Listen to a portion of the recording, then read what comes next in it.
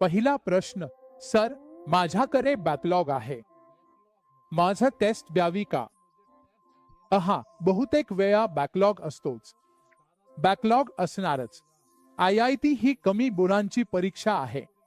Backlog असणारच, त्यामुळे taste द्यायलाच हवी. हो, टेस्ट द्यायलाच हवी. टेस्टचा उद्दिष्ट काय आहे? टेस्टचा उद्दिष्ट म्हणजे आपल्याला किती येतं हे तपासणं. कदाचित तुमचं सिलेबस 80% किंवा 70% पूर्ण असेल. हेच सिलेबस रिव्हाइज करून टेस्ट दिल्यावर 100% केल्यावर किती चांगलं करू शकता कळेल. मी कोणत्या चुका करतोय हेही कळेल.